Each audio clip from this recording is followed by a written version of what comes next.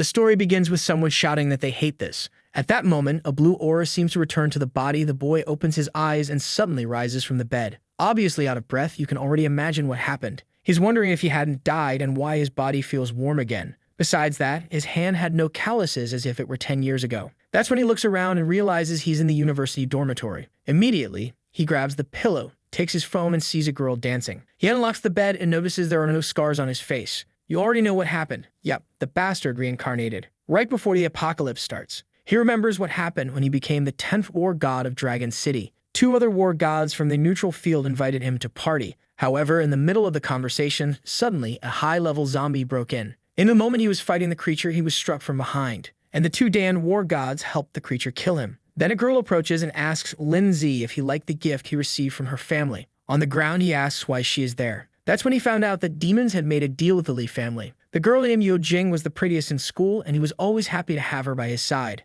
What he didn't know was that she was only with him under orders from the young master of the Lee family. They used him as much as they could, and when he started getting too strong, they finished him off. This was after he helped the Lee family become one of the 3 biggest in Dragon City. But now he's back in the present. With the combat power he had, he could easily have gotten rid of the Lee family. However, he never imagined he'd be betrayed like that. But now he's back at the moment when she was still just his girlfriend. Then he receives a message on his phone. Yo Jing says she's going to give some lessons to children, so she won't be able to celebrate his birthday with him. However, poor Lindsay already knows that at this time the only lesson she was giving was through the touch of the Lee family. On that date, he received a video gift that was unforgettable. Man, it seems our boy was a major cuckold. He says it's fine, but that first he wants to meet her in the shed behind the school because he misses her. She says she'll go because it's his birthday, but it has to be quick. He knows that the guy she's involved with, called Lai Hao, seems to want revenge against him because of things his father did long ago. On that day in the past, he had planned a lot of things to celebrate with Yo Jing. However, what he got was a video that humiliated him. But now the rascal is reborn and won't let that tragedy happen again.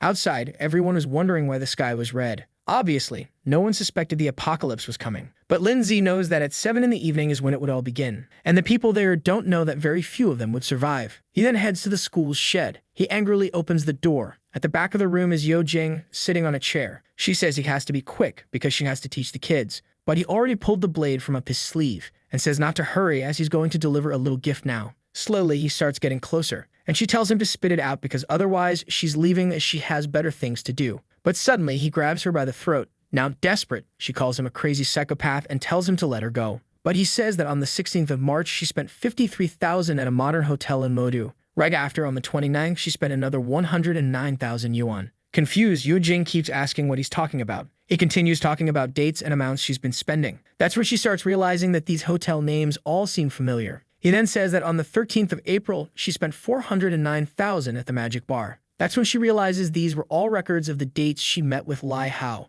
At that moment, she asks him to wait a moment that she's going to explain everything. He responds that he's very eager for that explanation. He grabs her phone and unlocks it. There's a message from Lai Hao saying she's excited to meet him and telling her that the fool believed she was going to teach the children. Obviously, that's all Lindsay needed to see. He then suddenly releases her, puts her on the ground, and plays a video. Before the video starts, he says Lindsay is the foolish boyfriend and congratulates him. A second later, the video says exactly the same words, wishing him a happy birthday. In the video, she asks why he believed that a beauty from the school like her would fall in love with a loser orphan like him. Terrified, Yo Jing starts wanting to know how he already knew the whole message before hearing it. Lindsay keeps repeating the message. She says that if it weren't for Lai Hao, she never would have gotten involved with trash like him. The poor thing is going crazy. She didn't send that video to anyone, so how does he already know? She then says in the video that if it weren't for him, she never would have gotten involved with Lai Hao. Then she thanks the loser. That's when she realizes everything had been revealed. Lindsay just keeps staring. If the next question is whether she isn't curious about how he knows all of this,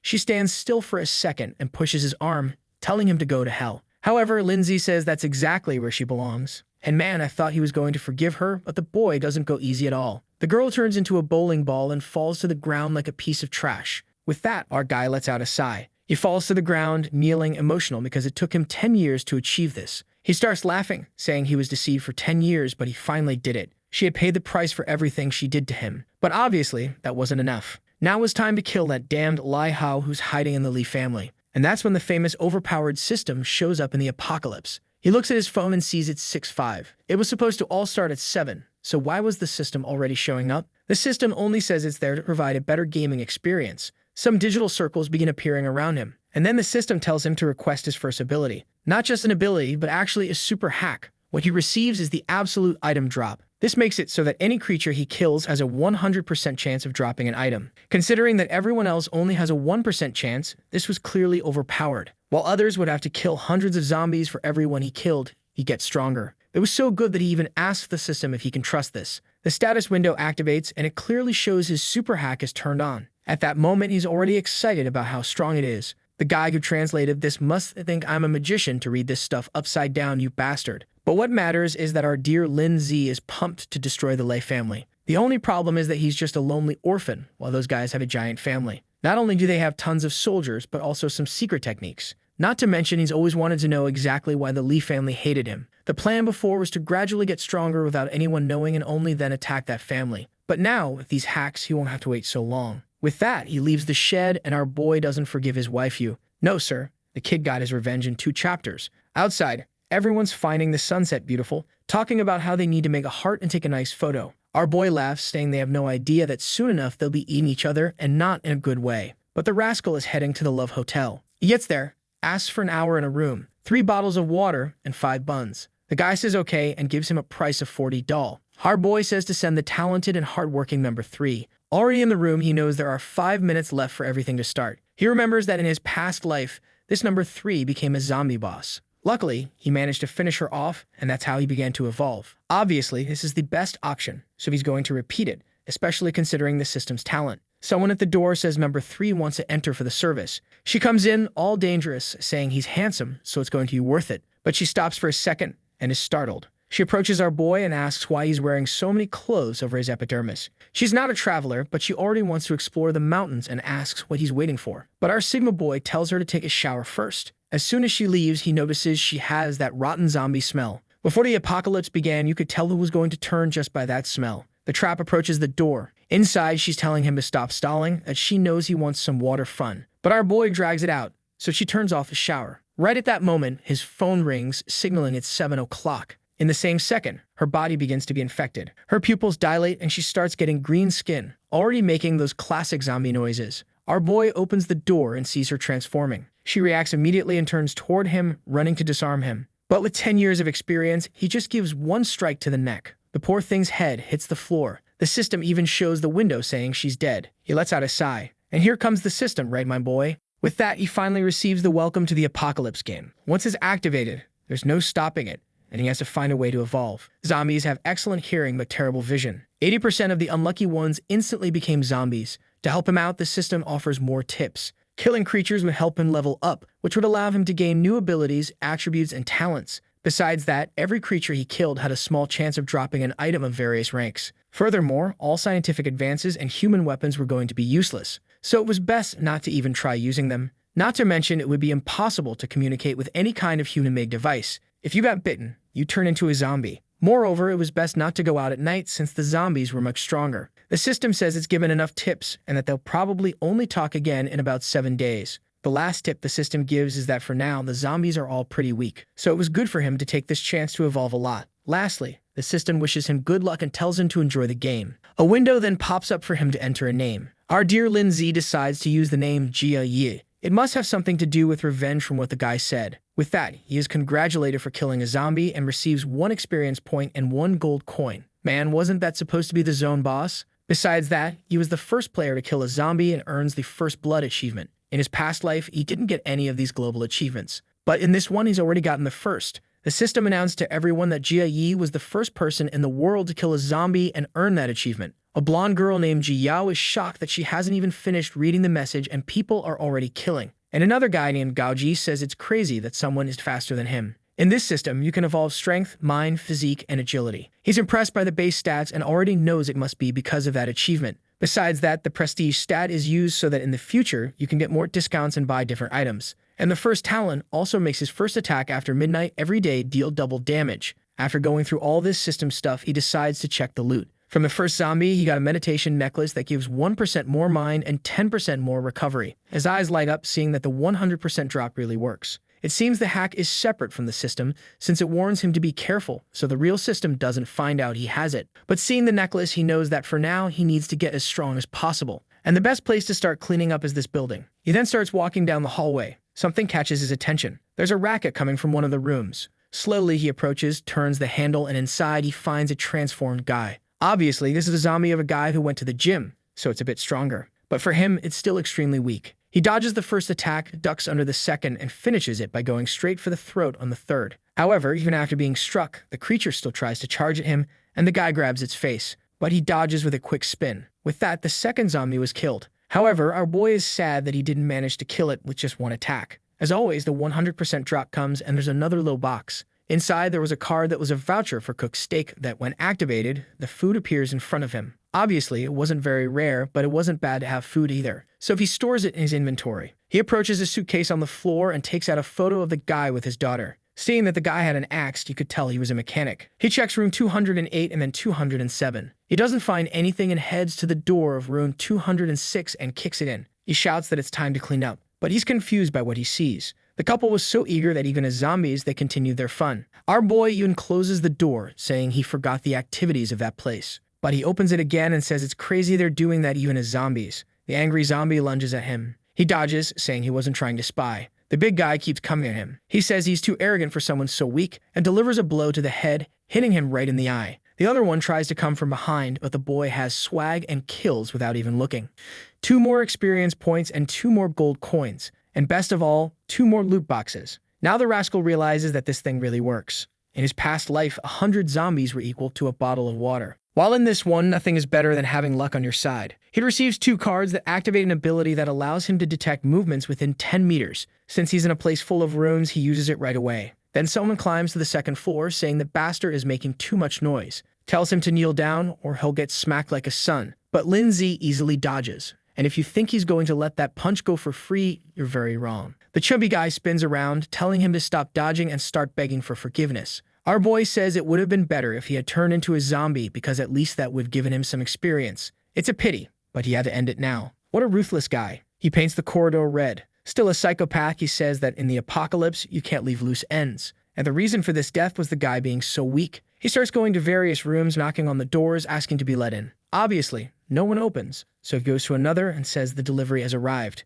But none of that is working. As he approaches one door, he hears a disgusting sound, and he gets excited, saying there's a zombie in there. He shoulder barges the door open and finds a big guy already transformed inside. He tries to land a hit, but this one is agile and manages to dodge. The zombie tries to claw at him, but he ducks. Taking advantage of being on the ground, he pulls off a capoeira move. With the zombie's arms raised, he slashes its throat. With that, another one is down. As always, he gives another item. This time, he had earned a liquor. With that, he continued rummaging through the rooms. Eventually, he found one for himself since it wasn't a good idea to go out at night. He took off his jacket, and who would have thought, our boy is fully leveled up. The system notified him that he needed 6 more experience points to reach level 3. The problem was that when he looked at his phone, he saw that 8 o'clock was approaching, and the zombies would evolve, causing him to miss the chance to level up. Knowing how dangerous it would be to survive the night without that, he rushed out looking for 6 more zombies. In the shed, he saw a message from girl number 3 that would solve the problems. If there's a number 3 and he's already killed another, that means there's one more. Since zombies had good hearing, there was an easy way to find them,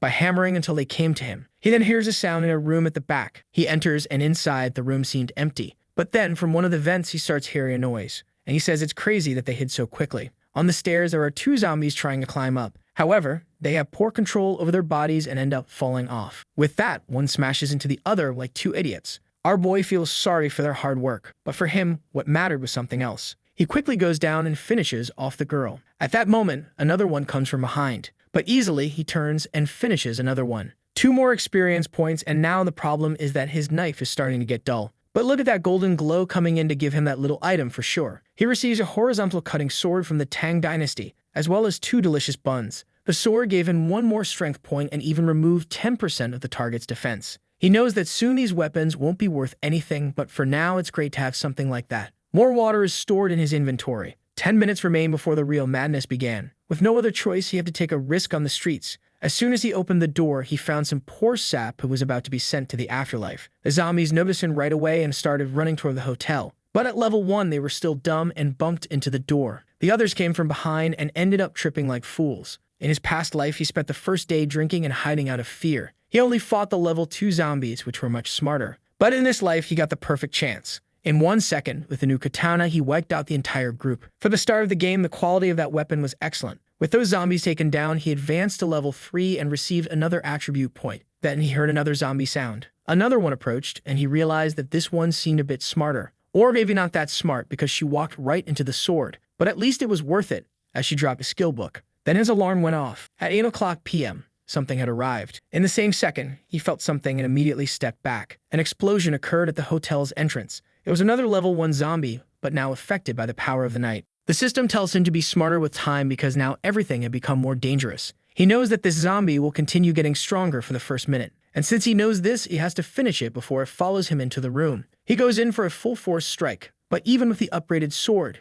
it gets stuck. He puts his other hand on it to try to push it through. But man, the zombie exerts force and pushes it out. Our boy has to retreat immediately. And the worst part is now he only has his small axe left. He's not crazy enough to get close, so he throws it like a boomerang. Man, it gets lodged right into the damn thing. While the creature is still distracted, he gets closer to grab the katana. He quickly pulls it out and slashes. The creature is already covered in cuts, but it's still intact. It stares at him and starts running toward him again. A second of silence for the artist who was fired by Chapter 10, because the art style had completely changed. But we're still continuing from the same moment. Our boy steps back and swings again, hitting the neck. Finally, the damn thing falls to the ground. At least these zombies are drawn better than the others. Our boy begins collecting all the items, especially since he can't be seen by anyone else. After 8 p.m., zombies are at least 50% stronger. He starts piling the bodies at the entrance, afraid that more creatures might approach, especially since he made a lot of noise, so there's a good chance others will come. He activates some sort of sentry, which will turn red as soon as a creature appears.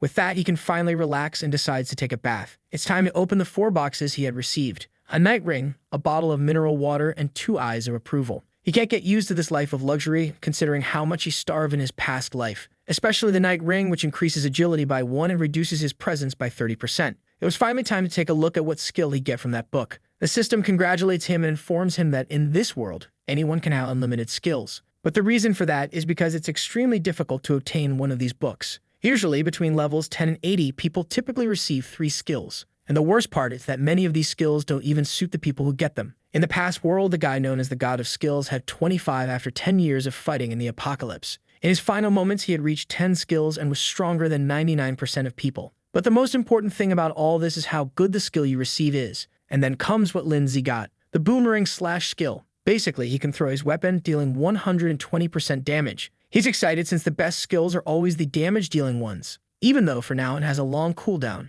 As his mind attribute increases, that will decrease. The system asks if he wants to learn the skill. Obviously, he accepts immediately, and he decides to test the skill. But as soon as he stands up, his stomach growls. It's better to eat something first. Luckily, his inventory is full of options, so he eats, saying that this food tastes like something from a 5-star restaurant. Look at the boy organizing everything. The table is even clean. Looking at the movie, he knows that in this life he's going to have to do things differently, or he'll fail again. He opens the system and grabs a pen. On a sheet of paper, he writes Warrior and Mage. The difference between the classes is that when you level up, the points go to different stats. For example, a mage every time they level up gains 2 mind attributes. Additionally, there are secret professions like Ghost, which 1 in 100 people usually receive. In the past life, without much knowledge, he managed to get it, so it probably won't be that hard this time. And in this world, you usually activate the profession system when you reach level 10. The Ghost profession specializes in assassination and adds points to strength and agility. He begins writing down all the classes he remembers from the people who became war gods.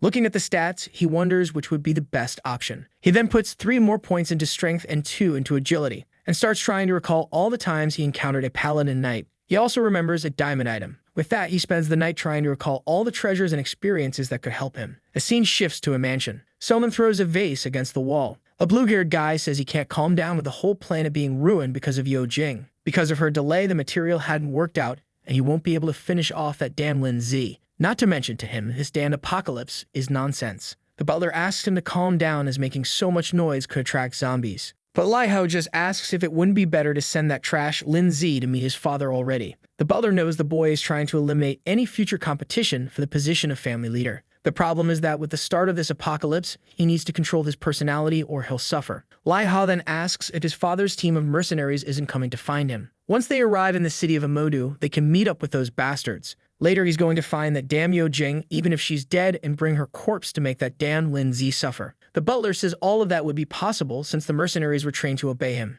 Imagining the scene, he gets all excited. Meanwhile, our boy is coughing. Already prepared, he jumps out of the hotel. Outside, as expected, it's full of zombies. But in daylight, they're still much weaker. He draws the katana and uses boomerang slash. This way, He kills several creatures in the city until he finally reaches level 4. For that bunch of level 1 zombies, it was all too easy for him. Not to mention the combination of the skill and that sword was perfect. The only problem is always the high cooldown, which is making him waste a lot of time. He then decides it's time to do the most important thing. Obviously, opening all the boxes he had received. In one of them, there was an attribute item. Actually, this story is crazy because what it contained was a bronze item that upgrades equipment. Lindsay gets excited, saying this is useful. He immediately uses the item on his sword. With that, it becomes a Tang Sword +1. Now instead of ignoring 10% of defense, it ignores 15%. The points he earned immediately go into strength, and in a nearby box, the system congratulates him for winning a hidden mask. It allows him to hide his level and basic information for 30 minutes and can be used twice a day.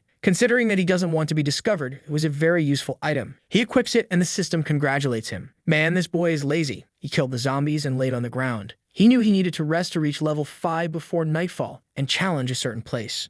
Obviously, we're talking about the legendary dungeon, right? The author said it's not going to have everything and it's sticking to the same story, man. Besides the normal dungeons, there are unique ones that can only be done once and have better items. But for now, it was time to head to Lychee Village. He also dropped a precise watch and equipped it right away. With that, he continued on, finishing off a few more zombies. Walking through the village, it seemed empty. He quickly noticed a door with a massive lock. Man, but his blade was sharp. He just gave it a slice. He entered the house and started looking through the rooms. Then behind a door, he saw a red puddle. Slowly, he opened it, and at that moment, a hand came toward him. With his little sword and now level 5, he easily cut it off. But something caught his attention, and when he looked to the side, there was a hand coming through a door. Man, the zombie went crazy and broke through as well. But our boy calmly slapped each one. He kept walking through the house, and at the back, he saw a girl in a family photo. If I'm not mistaken, this is the one who was called Ji Yao earlier. He walks down the corridor saying that in this world, you can't show sympathy for anyone. He opens the system to grab a meal to eat, and as always, he sets up a banquet. Man, I've never seen an apocalyptic protagonist as chill as this one. He looks at his phone and sees that on the way to the dungeon, he'll probably reach level 5. He's tired of resting and gets up. He hears some noises and approaches the door. He knew he wasn't going crazy because he heard footsteps. Meanwhile, outside is Gaoji, the guy with the nose bandage, and Ji Yao, the girl with glasses. They could smell the good food inside and were curious to know how that was possible, while our boy was just listening from the side, preparing to leave the house. Ji Yao said the wrong move is stealing from others like that. Gaoji says they're not going to steal. They'll just ask. If he doesn't hand it over, they'll beat him up. Yeah, that makes a lot of sense. But our boy is just watching Ji Yao from behind, observing all this. And this guy isn't known for letting others walk away alive. Another one of them, Jikaji, says the boy is a thief because he broke into their house. Ji Yao was angry because when her parents and brother became zombies, she locked everything up and ran away. Now she came back starving, but the guy took everything. Excited, she says fine, they'll have to take a little from him too, until blood falls on her face. Man, our boy doesn't waste time and whipped the idiot right in the back. What a move, the guy was sent straight to the afterlife. This boy doesn't forgive anyone. Lindsay says he was trying to save energy but couldn't let them attract more zombies to the area. Man, he throws the katana flying and finishes off the girl too, my friend. He even kills another one. Man, even I'm scared of this protagonist. He's not letting anyone live. I introduce everyone's names thinking they'd last more than 2 chapters. Our boy looks at Jikaji and says that someone who abandoned their sister is a waste of life. He had to finish them off since they were planning to rob him. This guy is seriously unhinged. He walks away saying the government should reward him for his pure actions. And with that, the house was wiped out. The street, as always, was full of zombies. Some were climbing a building. From the window, a woman says she sees a superhero. Another one shows up and tells her to hide so the zombies will stop gathering against them. But you can bet that outside, an expert was passing through everything. The problem was that it wasn't possible to see his name and title as he leveled up. The girl says that's irrelevant. They should shout and ask that guy to save them. My friend, I don't know you, but if I could give you a tip, don't call for this guy. He's more dangerous than anyone. But the husband says that if he's hiding his information, something's off. Suddenly, our boy receives some hearts and a little dance on his phone. And from the top floor, a girl appears, calling out to her big brother, obviously offering help in exchange for being saved. But our boy completely ignores her and continues down the street. For him, those little items on the ground were much more important. The girl starts cursing him, saying she has over 30,000 fans, so he shouldn't be ignoring her. The crazy one says she'll make him pay and grabs a vase. Girl, don't do that. You don't know who you're throwing that at. But there she goes on her way to the next life. Obviously, our boy senses something strange. He steps aside, and the vase crashes to the ground. She turns all sweet, saying she's just upstairs and scared of the zombies, so he needs to save her. She even offers to hold his hand. Girl, I don't think he's very interested in that. He then pulls a piece of meat soaked in zombie virus from his inventory and throws it at her. That thing has the effect of attracting any creature within 100 meters. But the girl isn't happy with that at all and starts cursing, asking if he didn't understand that she wanted to be saved. until suddenly, she hears a noise behind her. There was a horde of zombies attracted by the meat, and with that, another victim of our boy. The crazy girl was even live streaming on TikTok in the middle of the apocalypse. Soon we're going to need a new protagonist to take down this one. A horde of zombies then started throwing themselves off the building, heading in his direction. The creatures fell to the ground all twisted, but he kept walking calmly. He then made his way to the Mudu Gymnasium. That was the place he had been looking for. And in 2 hours, when night falls, it would be the perfect time to enter. He knew that besides that, there was a wild silver-ranked chest in that place. The system displayed a warning saying that when you see that sign, it means there's some special system happening. Wild chests were a type of treasure that could appear anywhere, and anyone could open them. On the other hand, a boss chest contained much rarer items, but at the same time it was much harder to obtain. As soon as he entered the gym, he received his first mission, to defeat 100 zombies on his own. The problem was that in that place, there were only level 2 zombies, and killing 100 of them wasn't an easy task. The initial plan was to sneak around grabbing each of the chests, but now that he got the mission, he'd have to do it. However, being lazy, he asked the system what would happen if he just ignored this objective. The system said that if he declined the mission, he'd receive 100 gold coins as compensation, but obviously, the reward for completing it would be much better. He then went to a room and broke the lock. Inside, he found the basketball zombie, and it was time to start the 100 kills. As always, a step forward and a stab to the face. But man, the thing tanked the stab. He had to deliver another one to the mouth. At least that bastard finally dropped the basketball. Our boy finds it ironic that the guy must have turned into a zombie while playing basketball and continued with the ball in his hand. And as always, the 100% drop box came. He gave the body a little kick and went to grab his super flashbang. Obviously, it's just a flashbang but super. Not much mystery there. But he got excited since for invading other people's houses, it's the perfect item. He also found the key to the gym's center. That was good because he wouldn't have to destroy the door and could enter quietly without attracting everyone. With that, he calmly moved in. He observed the area, which was full of zombies. In the darkness, the creatures were all slow and blind. Williams ran to the ping pong table and hid underneath. From there, he started counting and discovered there were 17 zombies just in that room. It was a dangerous chance, but it also meant 17 item boxes. If he could be silent, no other zombie would come in. He only needed 4 more to reach level 5, and then everything would become easier. One was walking right by, and he decided that would be the first. He gave a whip to the back of its neck. The first one fell to the ground, and with a noise, all the others were alerted. They immediately turned toward Lin Zi. Now the horde was rushing toward the boy, but the rascal was under the ping-pong table, chilling. They came closer, and he whipped 3 of them in the legs. The boy jumped out from under the ping-pong table with a maneuver. Not sure why he did all that swag, but he landed right behind them. He dashed forward and finished another one. With that, he completed 4 zombies and advanced to level 5. Now he needed 100 experience points to level up. Knowing he was in a tight space, he'd need more agility. He placed the point and climbed onto the table. With that, all the zombies started heading toward him. But since they were dumb, they got stuck at the edge, and it was easy for him to whip them in the face. Meanwhile, someone was watching from behind the door. A guy in a red shirt and bandana said he was an unlucky guy. Man, I agree with you, and if I could give you a tip, it would be to run away from here. The biggest danger has arrived. But the crazy guy was excited, thinking that a person who kills so many zombies must have a lot of resources. His plan was to wait for our boy to die so he could take everything, but that wasn't happening. The number of zombies was decreasing, and the blonde guy realized he'd have to help our boy die. He'd do the great favor of bringing more zombies to help send him to the afterlife. At that moment,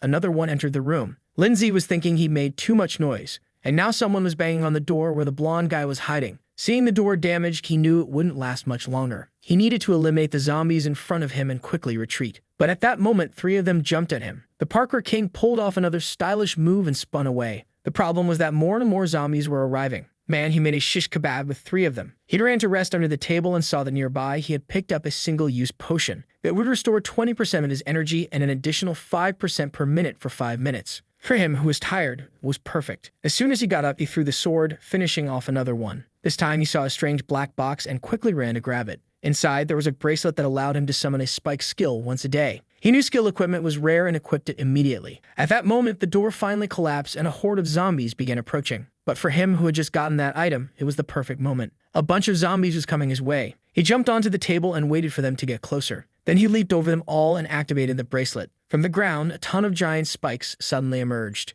and he said that now the game had really begun. Several spikes kept shooting out of the ground, taking down the zombies. That ability was as powerful as a level 20 mage's. More zombies came from behind, but the spikes easily finished them off. It looked like that thing was going to keep killing, and he didn't need to do anything. He received a bunch of items and experience, and the ability went into cooldown. The system explained it would take 24 hours to use it again, but he could also use mental energy to strengthen it. And as always, it was the best time of day to collect all the boxes. He found a Fortnite bazooka that allowed him to throw any object 30 meters away, as well as boots that increased movement speed by 20% for 10 seconds. The number of attributes he had was greater than someone who had already unlocked a class. This meant that at this rate, he had at least double the status points of most people. Another wave of zombies started approaching. He loaded that piece of meat soaked in zombie virus into the bazooka, fired it, and it drew all the creatures' attention. They moved to the corner of the room and he activated the boot's ability, easily leaving the fools behind. Sometime later, he was sitting on the stairs, exhausted. There was only 1 hour left until 8 p.m., and he knew how dangerous this place would become. First, this lazy madman needed to find a place to rest. He kept walking down the corridors using the master key he had received.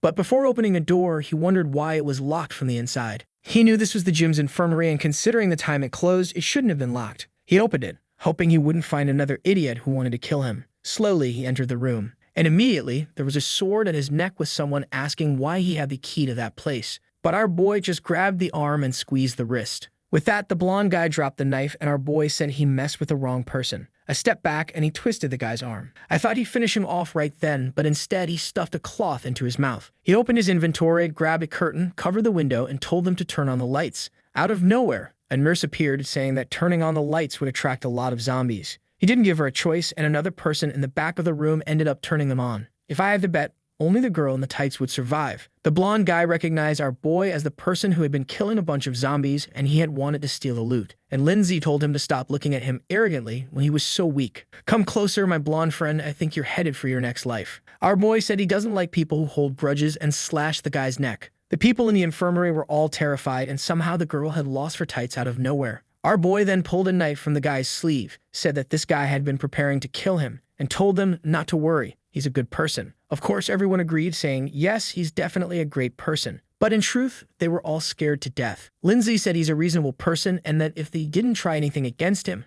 he wouldn't kill anyone. Then someone stepped forward. Could it be that our boy finally gained some company, or will there be another strike and another victim? The girl put her tights back on, came forward, and said everyone saw that the boy deserved it. She asked the others, and they agreed, saying, yes, of course, he deserved it. Lindsay smiled, saying it was good to know everyone agreed with him. He realized he was much more tired than he had been in the morning. As a good lazy person, he told everyone to clean the room because he wanted to rest. Obviously, no one was going to go against the boy. He wrapped the blonde guy up and buried him in the ground. Our boy was just watching the queen of the tights, saying he had seen her somewhere before. She was still at level 0, and her name was Zhang Yexu. When he saw the name, he seemed to recognize it. In the past life, when he was down and out, she had already received a legendary profession known as the God Doctor. All messed up, he had told her he'd do anything if she could heal his wounds. But she warned him that the wound on his face involved the soul and couldn't be treated. Every time he was messed up, he found her and asked for treatment. Her weakness was that even though her profession was really good, it made her nothing more than a tool for others. She remembers that in the future, she ended up becoming a very different person than she is now. Maybe it was fate that brought them together again.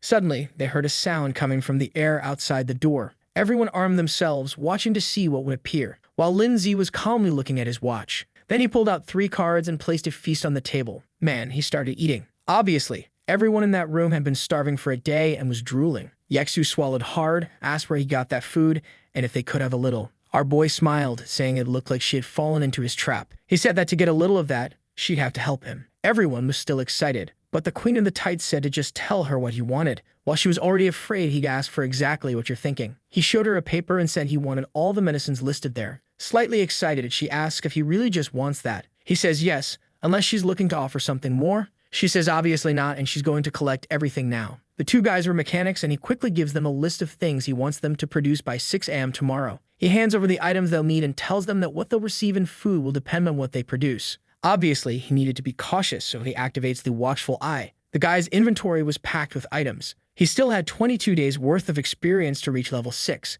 He had 24 hours left to complete the mission, so he decided to rest a little. With that, night fell. The next day, he calmly woke up. The others obviously hadn't slept at all, spending the entire night producing what he had asked for. Our boy praised everyone, saying they had done a great job. The doctor patted the nurse on the shoulder, who looked almost dead from exhaustion. He handed a card to each of them, saying that now they wouldn't need to fight. Yexu was thrilled. She thought that when they finished, he was going to kill everyone, so she already had an escape plan. Apparently, he wasn't as cruel as she had imagined. Sorry to tell you, girl, but he's actually worse than you think. She then asked how to use the card, and he realized that no one really knew what to do in this world yet. He decided to help her a bit more as a favor for everything she did in the past life. He showed her the system and how there's an option to use the card to make everything appear. She saw that and got all excited. With that, Everyone activated their cards and began to feast. Seeing how lost she still was, he decided to give some tips, just in case she might be useful in the future. He told everyone to flee from the place after noon. That's because by then he would have killed all the zombies. He reminded them not to forget the time.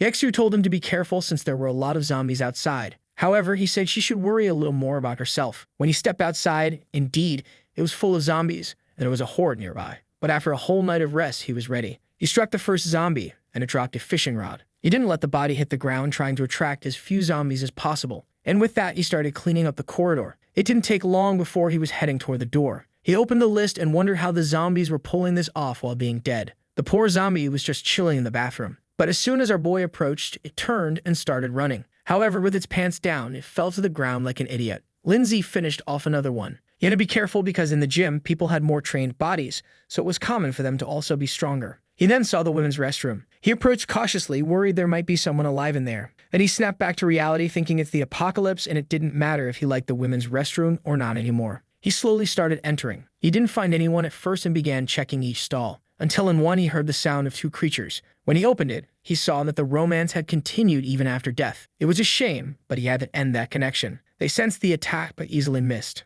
There was a bottle on the ground and once again, they tripped over it. With that, he finished off another two. This guy isn't quite right in the head. He even started taking pictures of the couple. He strangely seemed to recognize them. It seems that in the past life, they always hunted together and had a kind of synergy that made them unbeatable. But it was a shame that this time they died on the third day without accomplishing anything. As always, it was time to check the loot box. It was a fusion card that allowed him to combine two items to create a new one, possibly even upgrading to silver rank. He then looked back and saw a strange light coming from one of the stalls. He approached it and saw a chest floating above a pentagram. That was the wild chest, and he would need to stay there for 30 seconds to open it. He waited for a bit, and a green apple appeared. He started praying that it would be some kind of strength or agility item. He checked the description, and the item increased his physique stat by 2 attribute points, which was basically health. He would have preferred agility, but at least it wasn't that bad. He washed the apple and ate it right away, excited that in this life he's eating much better than in the past. He left the restroom thinking that this place was giving him a lot of good stuff. Outside, he encountered another crowd. Man, this time he really saw the whole crowd. He moved to a corner to avoid attracting all the zombies at once. As soon as 2 of them approached, he whipped them in the neck. 2 more came and they went down too. Man, this kid is making it rain with these creatures. He's spending all the resources he gets on strength. Inside a box, he found a lion bracelet. It gave a 10% chance to intimidate a person for 1 second, causing their movements to freeze. The system then showed all the equipment slots and explained what could go into each one. He immediately equipped the lion bracelet. Slowly, he resumed walking through the gym, casually sipping a juice. That's when he opened a room full of zombies or maybe dead doctors. I'm not sure. He comes to the conclusion that based on the injuries and the way the disaster was caused, it could only have been a zombie boss. A type of creature much stronger than others of the same level, and one that usually feeds on humans. In the absence of humans, even feeds on other zombies. The stronger the creature, the easier it is for it to become a zombie. That's why out of a trillion mosquitoes, only one turns into a zombie. And usually, mutated animals also hunt zombies. Then he notices something. Based on the numerous cuts on the body, it seemed like a zombie cat had done this. This was always one of the types he hated most since they had extremely sharp senses. If that creature was around, it probably already knew about him, so maybe he'd walked into a trap. He focuses, trying to notice if something's approaching. That's when something seems to alert him. The second he opens his eyes, he almost gets grabbed by the cat. He barely dodges and throws his boomerang sword. Not only was that a mutant creature, but it was also a boss. The creature had incredible agility and could create false images, reducing damage by 50%. It also had talents for a sharp attack and heightened vision. The list of attributes for this thing was long, and Lin Zi knew this meant it would also give a good reward. Even though it was a difficult creature, he still had 10 years of experience fighting things like this. The hack system detected the zombie cat and gave him the mission to kill it. The mission was called the Ungrateful Zombie Kitty. That's because the gym used to rescue several cats from the city, but after the apocalypse started and one of them turned, it went on a killing spree. The mission would give him the same amount of experience as killing 100 level 1 zombies. Man, the true system kicked in, and then the hack system reactivated the mission, boosting the reward. Now instead of earning 100 XP, he would get 300, and he had 24 hours to complete it. He started finding it strange that this system was being so generous. He remembered that in the past life, the system was full of tricks. It always promised things would be easy, but when he got there, it was an invincible creature. At first, a 1% item drop chance didn't seem so unfair. But when people started forming groups, everyone realized the rewards weren't enough. However, he, on the other hand, was getting extremely good missions compared to normal. Obviously, he accepted it. He had 24 hours to kill this ungrateful cat. which was calmly licking its paw. He knew this animal was a counterattack specialist, so he couldn't just charge in. So he sat down, pulled out his phone, and started reading a manhwa. When he laughed, the cat lost its temper, stood up, and jumped at him. At the same moment, Lindsay also stood up and jumped back, dodging the attack. He transformed his phone into a katana, and the cat retreated, but then it came at him again. Once again, he dodged and found an opening to strike its back, but the cat smiled, saying that although he was clever, he never imagined it already knew his moves. It dodged again, but our boy found a chance to cut its claws. Immediately, the cat said it wouldn't forgive him for hurting it like that. But our boy just said that without claws, it couldn't win. Suddenly, the cat activated an eye ability. Our boy knew that would pull him into an illusion. He found himself in another world with a giant cat full of limbs on its face. But for him, who had lived 10 years in an apocalypse, this was nothing. The cat was confused that the boy wasn't scared. Our boy slashed its eye, breaking the illusion. At that moment, the creature tried to flee. But of course, he wasn't going to let it escape. He threw his boomerang sword, whipping it in the neck, and the boss was killed. Immediately, he completed the mission, gained a ton of experience, leveled up, and even earned an achievement. Everyone in the city was trying to figure out who this guy was, receiving announcements all the time. The author thinks it's cool to have a girl saying she wants to marry him, even though she doesn't know who this crazy guy is. Another person says they prefer to stay anonymous. Meanwhile, someone drinking wine knows that the name means he's probably from Dragon City, and having an expert like him in their group would drastically increase their survival chances. All this commotion was because everyone found out he killed that beast. He knew that the more attention he attracted, the more he would have to hide. Suddenly, he pulled up a chair and sat down. Obviously, the lazy guy needed to rest a bit after the fight. He was impressed he managed to win without getting too injured, but you have to be more careful. For killing the first boss, he earned 1,000 prestige points and 1,000 gold. At that moment, he had a total of 2,000 prestige, 5,000 gold, and 4 attribute points to spend. The Bronze Lament title gave him +2 in all attributes, and reduced the resistance of all other creatures by 5%. However, to equip that, he'd have to give up the first kill title. Since it gave more attributes, he ended up switching and wondered how strong he would be when he changed professions. Half an hour passed. The boy was so lazy that he rested before going to claim the chest. Inside it, he found a zombie kitty horn. When blown, it allowed him to summon a zombie cat to help him for 30 minutes every 48 hours. The good part was that the cat would have 60% of his protagonist's strength, and everything it killed would count for him. The only downside was that the kitty wouldn't have the 100% drop rate. But for him, who was walking around alone, having a companion to distract the creatures would be perfect. Of course, he knew that the claws, eyes, skin, and everything else from that cat could be used to make good items. So he tossed the carcass into his inventory. A while later, he headed to the warehouse because he remembered that's where the silver chest was. However, when he opened it, he was horrified. It was full of skulls and some eyes scattered on the floor. It seemed like the zombie cat was the one who had done all that. Only in the apocalypse could there be a creature that collected everyone's eyes. He knew that this little thing liked to hoard, so he started looking around to see if he could find more treasure. He spotted a dumbbell stuck on a treadmill and wondered if that was the cat's toy. Besides that amazing innovation, there wasn't much else in the room. The only thing left to check was what was under that white sheet. And to no one's surprise, there was the silver chest that should have been in that room anyway. He gained 20 prestige points for finding it,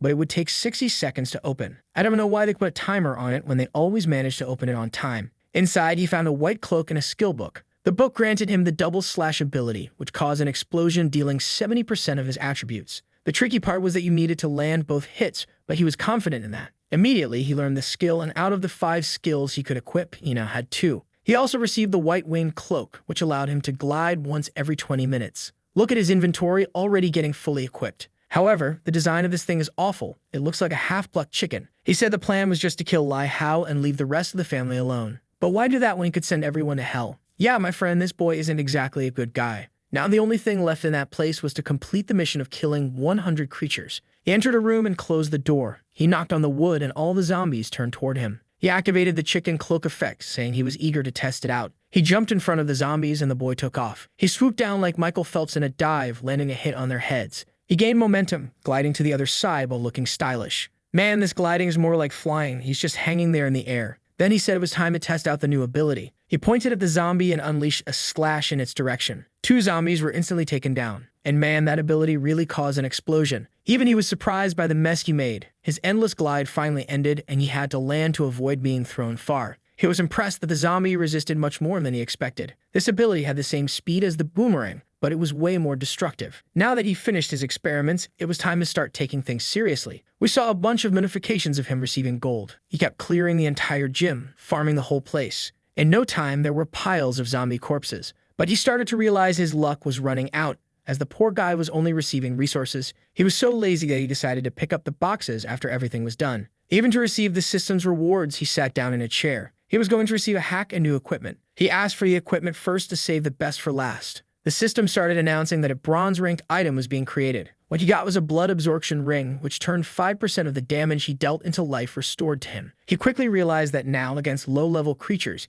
he'd be practically immortal. Man, pretty soon, this boy's going to be an e-boy with all the rings he's equipping. Funny thing, though, is you can't see any rings on his fingers. He's just wearing that ridiculous chicken cloak. He then told the system it was time to get the hack, and he wanted to see something good. Of course, it would be the famous hook, but we'll only find out in the next chapter. He was shocked to see the perfect hack for him. It was basically an auto-collect hack that picked up everything the creatures dropped. He already knew that from now on, all he had to do was kill, and everything would come to him. For a lazy psychopath, this was perfect. He was worried that people would see him killing creatures and notice that he always collected a bunch of boxes. That's when he asked the system what the deal was with his hack being at level 1. The system explained that if he got the same talent in the future, the level would increase. However, he was more excited to get something different next time. He looked at the pile of dead zombies and decided to do a test. As he walked among the bodies, all the cards automatically went to him. And the hack was so good, they even organized his inventory for him. Now it was perfect for anyone with ADHD. All nice and tidy side by side. That's when he realized he'd been in this place for too long. He needed to head to the Lee family's village and start his revenge. The scene shifted to the Lee mansion. Lee Ho was lounging on the couch, happy as can be, while everyone else was suffering in the apocalypse.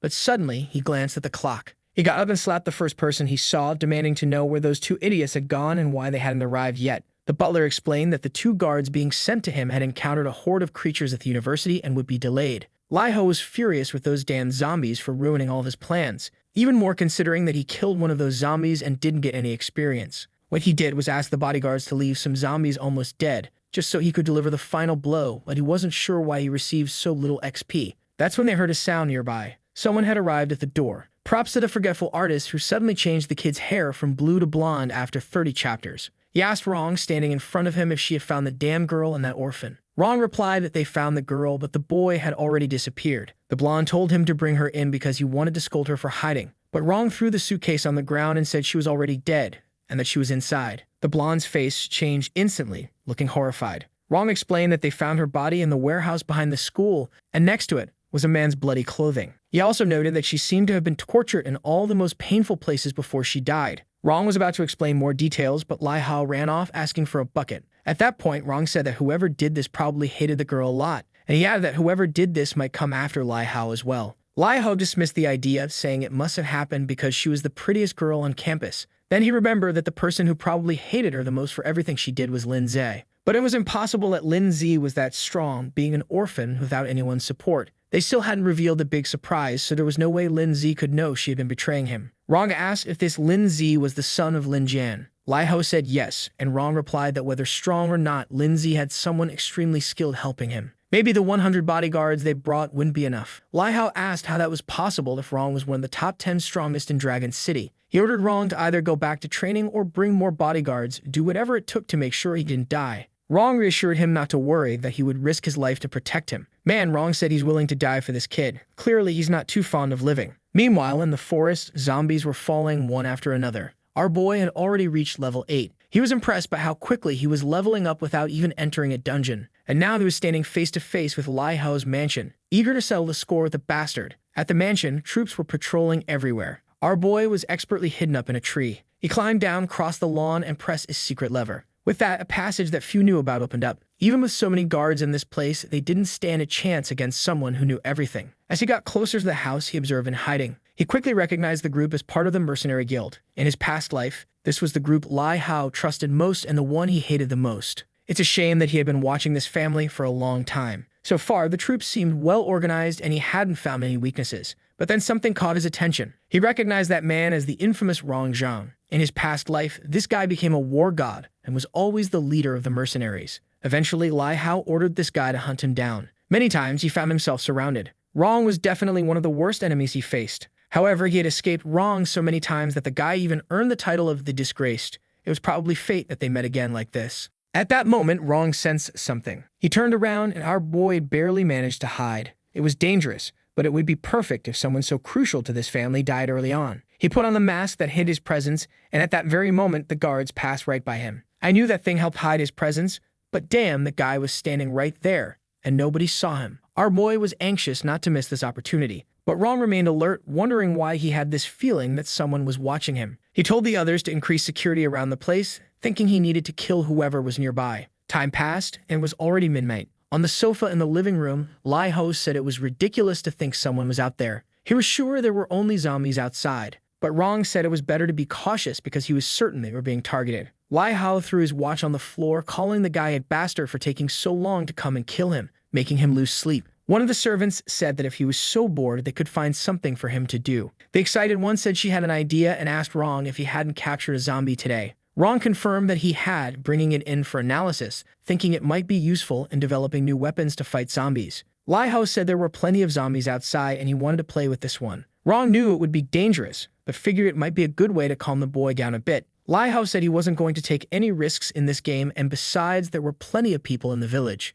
Rong looked at the man next to him and told him to bring the zombie they had captured. A while later, a muscular zombie was brought in, restrained by chains, with several men struggling to hold it down. Clearly, this creature wasn't at a normal level. Lai Hao, however, didn't hesitate and ordered them to bring the large cage. Inside were 6 girls, all staring at each other, trying to figure out what was about to happen. As soon as he rang the bell, all of them flinched in fear. The girls were going wild, banging on the bars of the cage. It was clear that Lai Hao also had some mental issues. It seemed like this was an apocalypse for people with an IQ of 16. With that, he handed the key to one of the men, telling him to open the cage because he wanted to play a little game. The men entered and brought the zombie in. Lai Hao told them to place it at the entrance, remove the chains, and throw it inside the cell. Suddenly, a man knelt down behind him, begging him not to do it because it was too cruel. Another man in a suit apologized for the kneeling man, explaining that he was new to the place. Lai Hao approached the man and asked if he was trying to give him orders. The man on the ground kept repeating, begging for the girls' lives. The other beside him quickly added that he would never dare to give orders to the young master. Lai Hao smiled, saying it was nice to see someone brave enough to challenge his authority. Since the man had the courage to stand up to him, it was time to test if he was as strong as he seemed.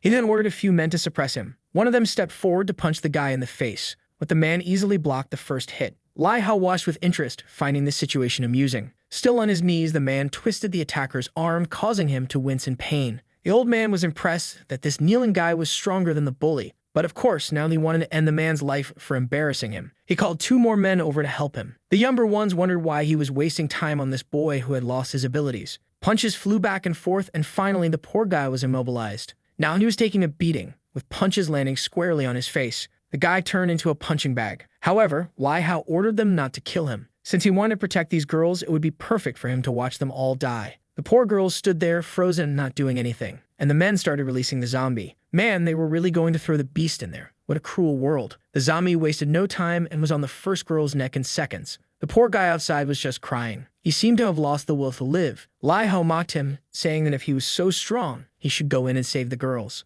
The other soldiers chimed in, agreeing it was a brilliant idea. But even they were thinking this had gone too far, and that even in an apocalypse, they shouldn't treat lives like this. They dragged the boy's body away, while the zombie tore through everything inside the cage. When it was finished, they threw the boy inside. At that moment, the zombie turned toward him, rushing in his direction. The boy stopped and apologized to his mother, saying that today he wouldn't be able to protect her or himself. But then, out of nowhere, he got motivated, saying he wasn't going to die because she was waiting for him at home. The boy stood up and landed a punch on the zombie's jaw. He grabbed it in a bear hug and dragged the zombie across the cage. He slammed its back against the bars, but it wasn't going to be that easy. The zombie countered with a crushing hold. Meanwhile, Lai Ho was watching, commenting that this was the best entertainment he'd seen. Even though the boy was beaten, he got up and delivered another blow to the zombie's face. After a lot of fighting, he dropped to his knees. The zombie was beside him, but his body had no strength left. He apologized, saying he should have listened to her. Meanwhile, Rong observed, commenting that it was a shame the boy had died. 1 second, the guards pitied him. The next, they complained he had died too quickly. But if he died quickly, he was about to come back. At that moment, he woke up as a zombie. Outside, Lindsay saw that his chance had finally come. As soon as he spotted someone who looked like him, he finished him off. He put on the clothes and headed for the door. People asked why Joe was there. He simply said he saw someone sleeping and came to remind him to get back to work. 2 men approached from behind. One of them commented that they had been patrolling for over a day without sleep, and our boy remarked that they were being treated like cannon fodder. Then the round-headed guy asked if Jia didn't seem a little taller than usual. A second later, Lindsay knocked them both out, leaving them kissing the pavement. Calmly, he walked through the mansion. No one there had a high enough level to stand a chance against him. However, one of them managed to fire a flare into the air, but our boy threw a knife, intercepting it mid-flight. It was a shame for these guys, but he knew exactly how they operated. The system announced the security had been defeated and that the path of revenge had begun. The mission was titled Jia's Revenge, and no one could leave alive after provoking the user. He had to kill all 269 people inside that village. He would receive another normal level hack and a bronze equipment item. Our boy immediately accepted, saying that now he had even more reason to kill Lai Hao. The mission then appeared, stating that a revenge barrier had been activated. Basically, if anyone left this place, he would be able to track them for an entire month. He got excited because this meant no one would escape, no matter where they went. However, the moment he accepted the mission, multiple kills started appearing on his screen. He needed to hurry and figure out what was happening inside the mansion. These guys seemed to forget that there was no one else around because they had killed all the women there for God's sake. That's when a voice echoed, asking why they weren't playing with him instead. The voice continued, leaving everyone standing up confused. The guy with red hair already knew that whoever was speaking had a much stronger aura than his own. Lai Hao immediately panicked, realizing that whoever this was had come to kill him. Oh boy, now Lai Hao's hair had turned back to blue and Rong's had suddenly turned red. Looks like we'll need to start a fundraiser to get the poor artist some Alzheimer's medication. Red-haired Rong stood in the middle of the room with his friends and called for the person to show themselves. He was confused, wanting to know who this person was that had been killing everyone so easily. The voice said that he was human, but was going to become the reaper of all the souls in that room. The men were terrified, but Rong told them to calm down. They split up, each watching a different position. That's when the legendary flashbang dropped in the middle of the room. It exploded and no one could see anything. Meanwhile, our boy calmly walked in, hands in his pockets like it was a runway.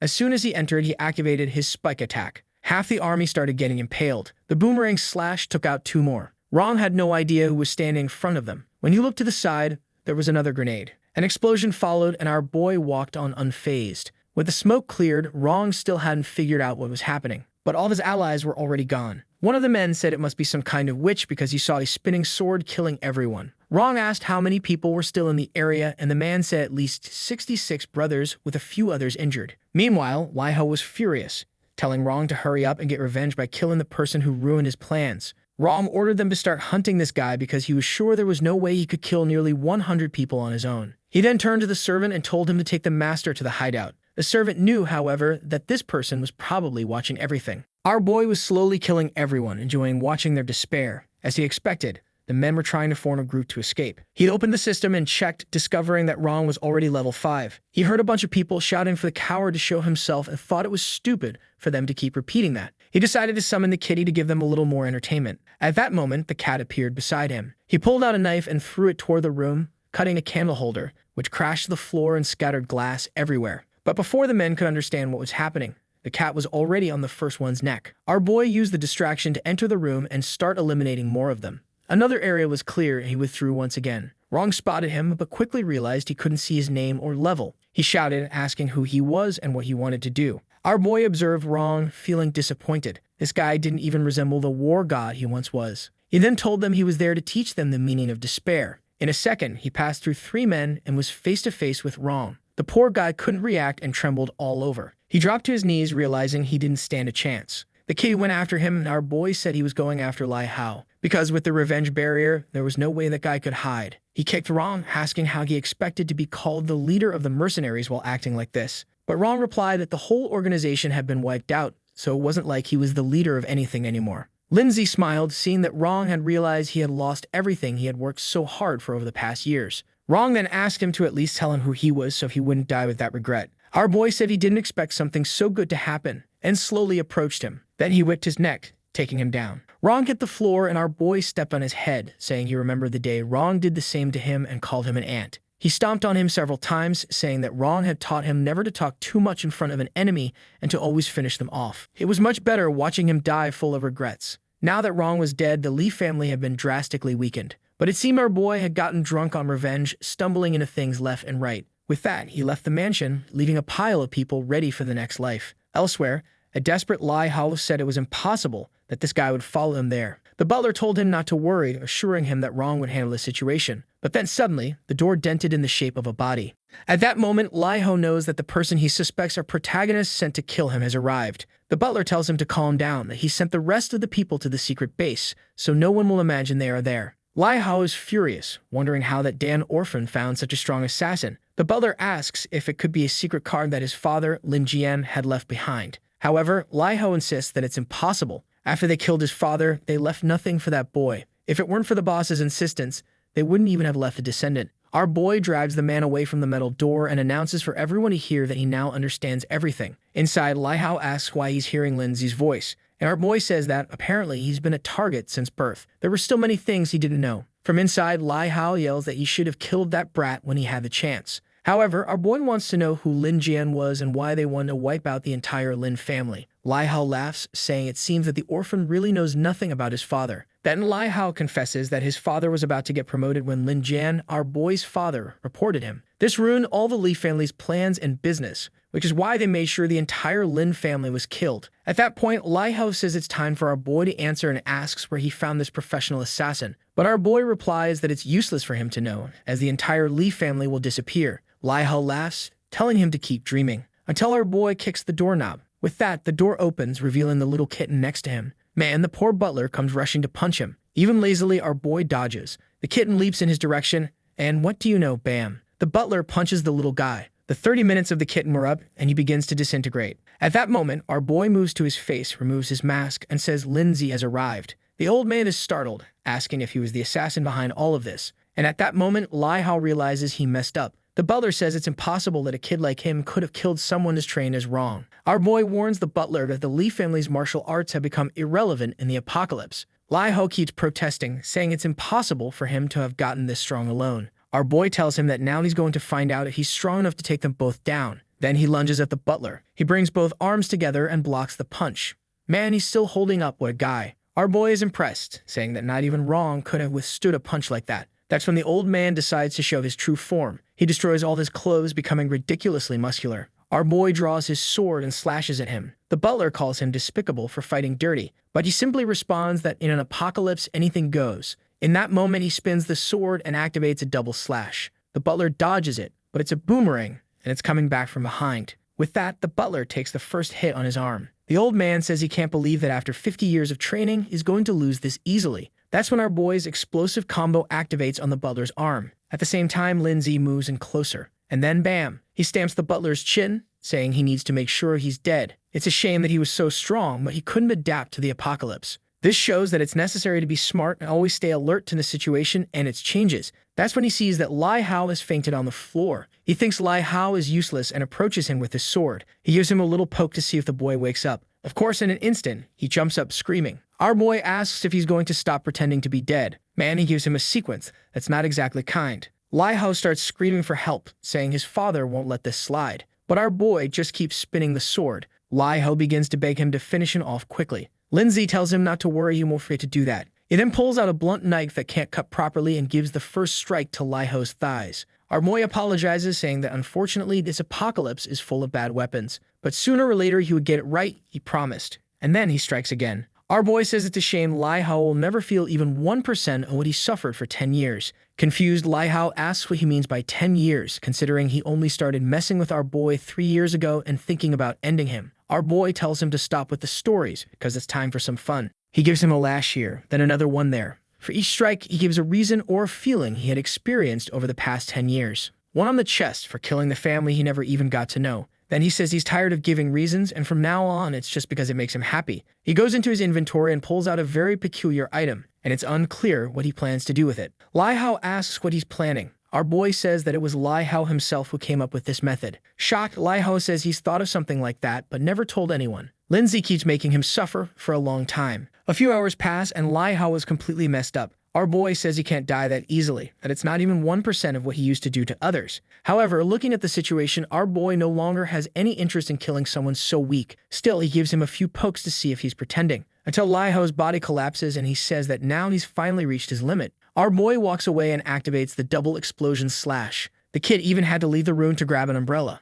Outside, the full moon is high in the sky, and our boy says the Li family's life wasn't so bad after all. At that moment, the system alerts him that he's activated the Vengeful Heart talent. Saying it was easy, he says, was the hardest thing so far, you bastard. The system explains that skills are learned through books, but talents can only be activated when a person goes through certain experiences. The Vengeful Heart talent makes him stronger, and the more he hates the person he's facing, the stronger he becomes. Our boy is impressed, noting that it increases his strength by 20%, and it's only a level 1 talent, so maybe it can grow even more. For eliminating the entire Li family, he'll receive a new hack and a bronze-level piece of equipment. He opens the chest, curious to see what he gets, and in the cutest way, he receives a magical girl's wand. The problem is that it's an item exclusive to the magic class, so you already know that soon some girl will show up for our boy to help. He says it's useless to him, so for now, he just stores it in his inventory and will try to sell it later. Looking at his list, this auto-loot hack proves to be very useful. The truth is that in the apocalypse, when you kill someone, their inventory disappears and you can only steal what's equipped. That's why in the future, it was better to enslave people rather than kill them,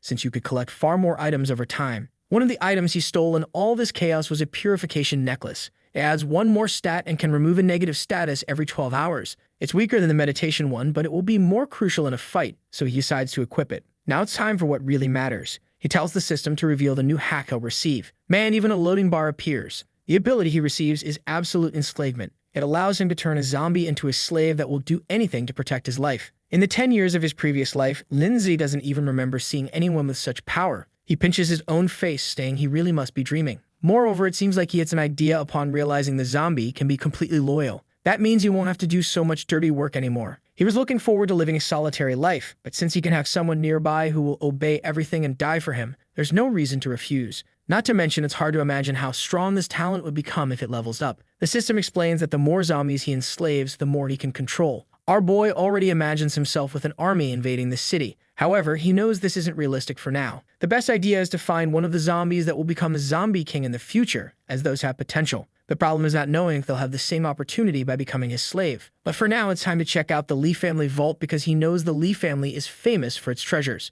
The problem is that when he enters, it's full of millionaire things that have no value in this world anymore. Strangely, he decides to spend the money on the paintings because he knows they'll be of some use. After taking what he thinks is useful and destroying the rest, he leaves singing. It was nighttime and the zombies would be more dangerous, so there was no reason not to spend some time in the luxurious villa. However, what he doesn't know is that in the room he's entering, there's a zombie standing in the middle. What's strange is that, in theory, he killed all the people in that village, but then he finds that poor zombie that died in total suffering. The zombie's attributes were enhanced because it was nighttime, but it had an epic rank talent that would increase its power as it leveled up. Our boy, seeing the stats, already knows it's a good target to use the new enslavement talent. What's strange is that the creature is just standing there doing nothing. Lindsay even finds it odd and tells the guy that he's a zombie, asking if he's not going to bite him. But seeing that the zombie has a mind stat of 3, he assumes the guy must have been pretty dumb as a human or something. He asks the system if he can really enslave that zombie since it has a lot of stats. The system says yes, as it still has fewer stats than our boy. Wow, he gets thoughtful.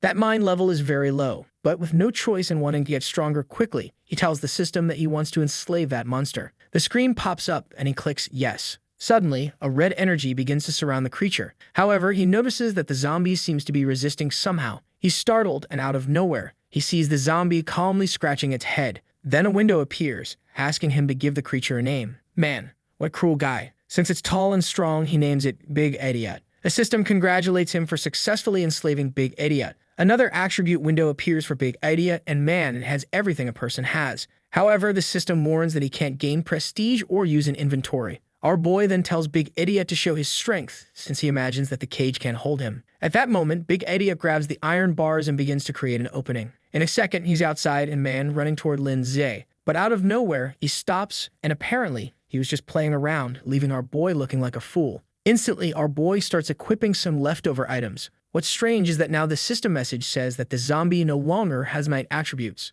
Our boy says it's to be expected since the creature was already too strong. He then tells Big Idiot that he's going to sleep and orders him to watch the door. Another peaceful night for the lazy one passes and he wakes up in his room. Upon opening the door, Big Idiot is standing there, just watching. Our boy congratulates him, saying he did a great job, but then asks if he wasn't down there eating the bodies. The creature says no, and our boy realizes it's quite different. With that, he heads to another room and pulls out the usual feast. He starts eating, but then something falls on his back. When he looks, it's Big Idiot drooling, wanting to eat. Our boy has infinite food, so he tells him to eat a bit too. In his past life, he doesn't remember zombies liking to eat human food, but he had no choice, so he summoned another feast and told him to sit down. He was starting to worry about storing so many food cards, but it seems he found a solution. The original plan was to get revenge at level 5 or 6, but now he's already at level 8 and still can't enter the dungeons. Maybe with the map, the equipment, and Big Idiot's help, he could make the profession change and become a shadow of illusion. If that's the case, it's time to head to the Motto Museum and find the profession change scroll. He remembers that the ancestral scrolls there are essential for a profession change.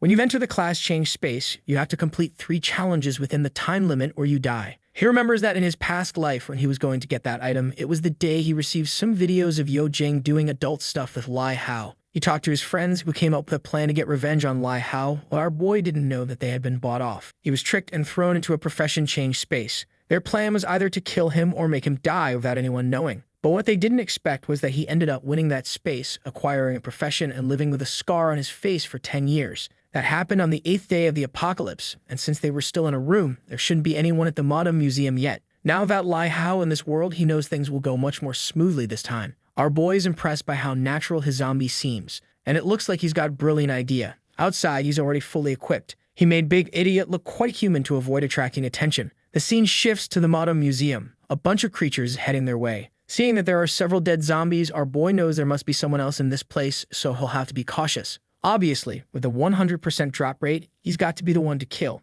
Man, the place is blessed. He kills 3 creatures and already picks up a scroll. That scroll would allow him to summon a fireball, which he could use to cause a bit of damage. He doesn't think that's bad at all. When he looks back, there are some zombies interacting with Big Idiot. He hides, changing his plan. Since Big Idiot doesn't become a target for anyone, he could just let him wander around, opening chests until he finds that strange person. This way, he can avoid any problems and wouldn't have to expose himself. The only issue with this place for now is that there's an absurd number of zombies, and maybe even the 2 of them wouldn't be enough to handle everything. Meanwhile, in another part of the city, some guys are standing on a balcony saying that they need to go to the museum to get the scrolls. The problem is they don't have enough people to cover the entire place. Our boy is just observing, and he even reads their lips, knowing that if he could join this plan, it would save him a lot of trouble. The scene changes to a shopping mall. A man is giving a speech to everyone, saying that it has been decided. His name is Go Dong, and he says they're waiting to have 200 armed people before starting the mission. However, some step forward, saying they can't wait that long since they already have enough strength. Everyone is starting to get hungry,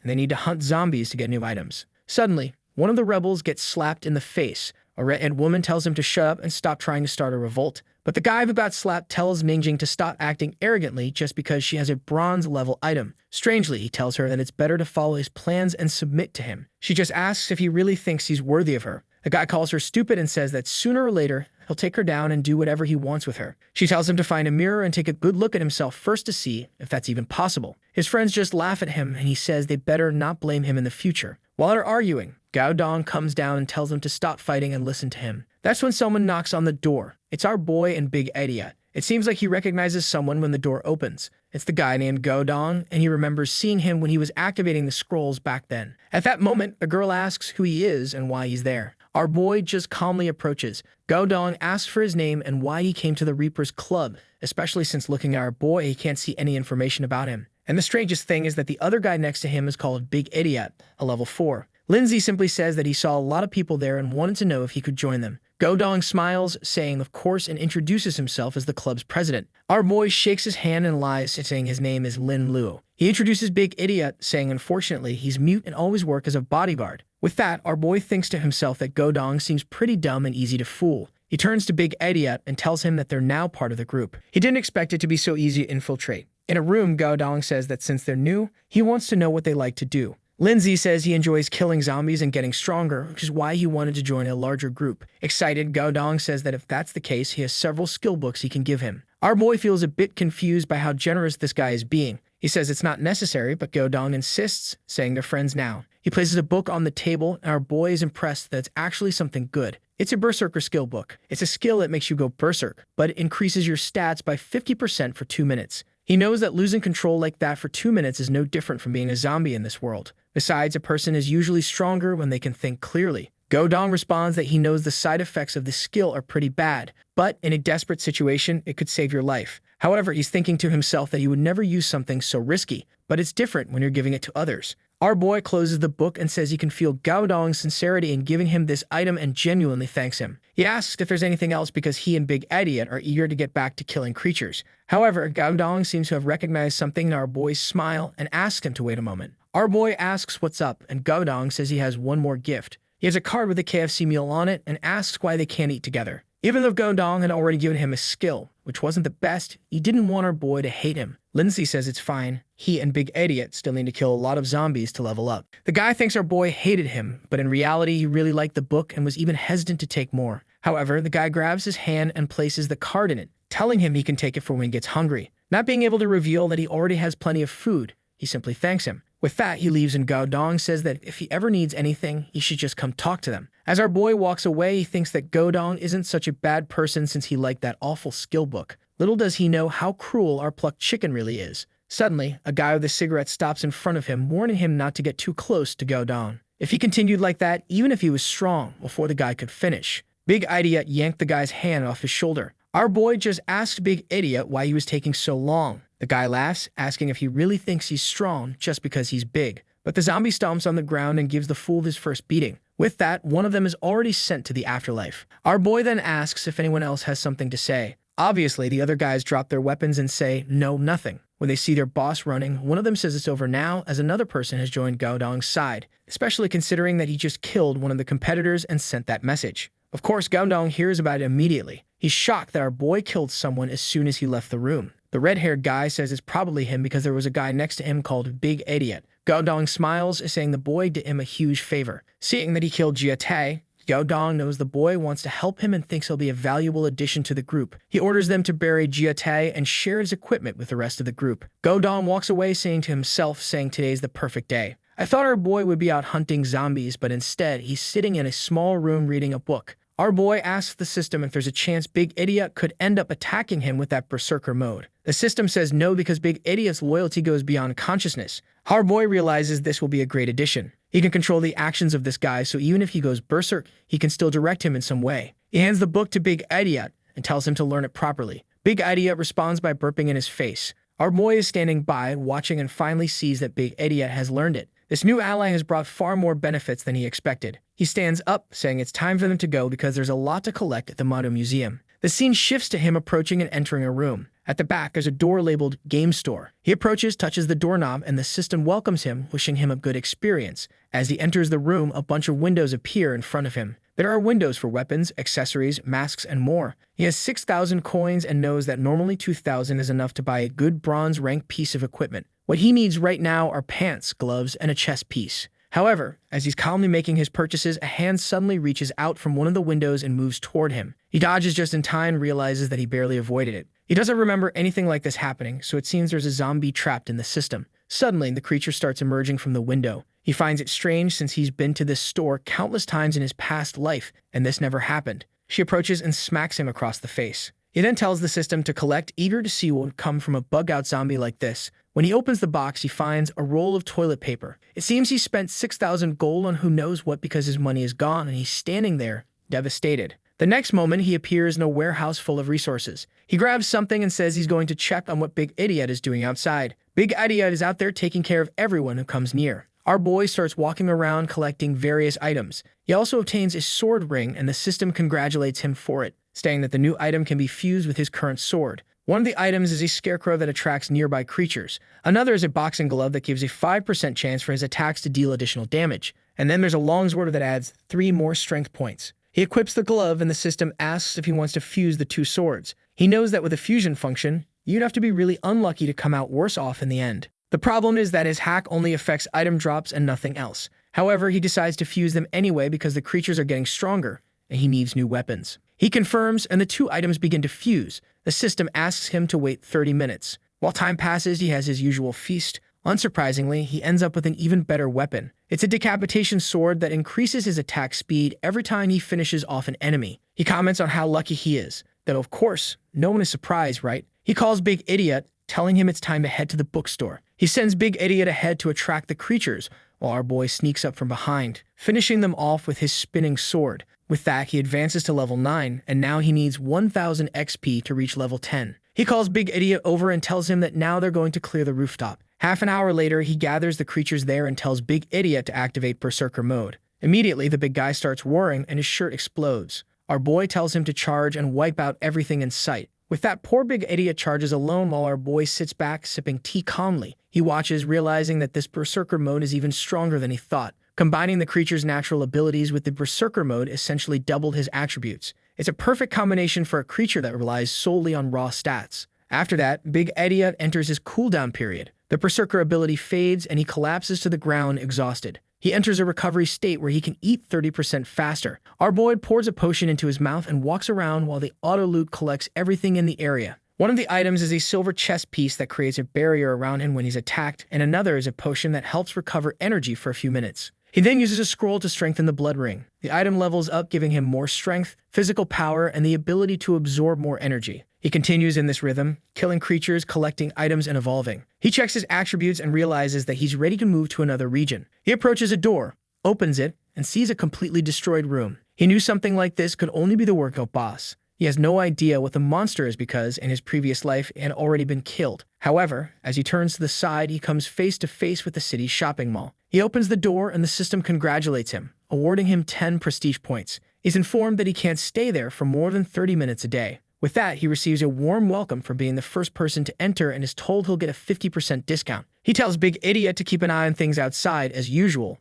while he takes a look around. The store welcomes him and he decides to browse the products. The store gives several warnings about not fighting in that place, and he's lucky that Big Idiot is guarding the outside. He checks out the items, but the problem is that nothing there is good. He's collected way too much stuff and has over 100 of each item in stock. He decides to close the system since there's nothing useful for him. However, the store warns him that as he seems unsatisfied, the more expensive items will be shown. The system welcomes him as an honorable member of the city. The shop displays an honor crest, an order uniform, and a guardian's mark. He has 6,000 gold and decides to take advantage of the 50% discount for being the first person. The best option is the uniform, so he buys it on the spot. Since he's basically out of money, he tells the system that he's done. The uniform has an illusion ability that hides all of his other equipment as well as self-cleaning, temperature regulation, and other bodily functions. Additionally, anyone who attacks the wearer will have 10% of their attributes reduced for 5 minutes. Lastly, the uniform allows him to create reasonable missions that others can complete, except for him, of course. He equips everything, equips the uniform, and activates the illusion. The armor is now hidden under the uniform. The system then tells him to leave because he's been there for more than 30 minutes.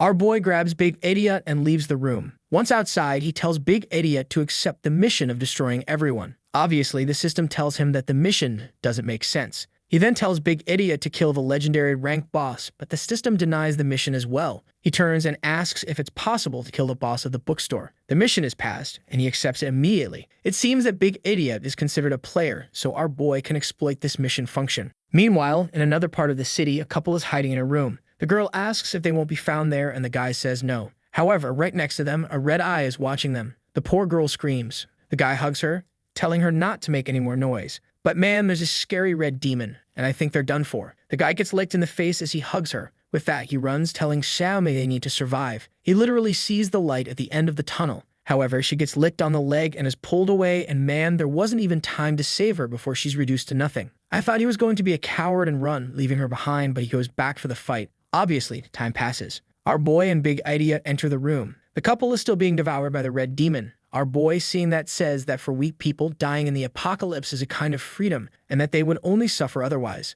At least they scream enough for him to find the creature. The system warns that the creature is a zombie that went through a profession change, just like a human. Bosses, of course, evolve their profession much faster than regular zombies. Typically, creatures like this can eat human brains to become smarter. In front of him is a tracker, a bronze-ranked boss. The creature has a ton of stats, level 10, and a bunch of abilities. The creature is watching him confused. It starts pacing, lying down as it watches. The system then warns that the zombie has been detected and a mission is triggered. The tracker's resentment. It seems that this guy was an administrator who suffered in the library, and upon becoming a zombie, he decided to kill everyone who reads books. To understand how the creature fights, our boy first sends Big Idiot. Big Idiot approaches and goes in for an overhead strike. However, just as the attack is about to land, the creature starts to disappear. It turns into a shadow and reappears on the other side of the room behind him. It leaps toward his blind spot to hit him in the neck. However, Lindsay seizes the distraction and slashes the creature's hand. He sneaks up from behind and says, "This is too easy." But man, as he goes for the slash, the creature sprouts 2 more arms and blocks the attack. Then our boy activated his slash and cut off 2 more arms.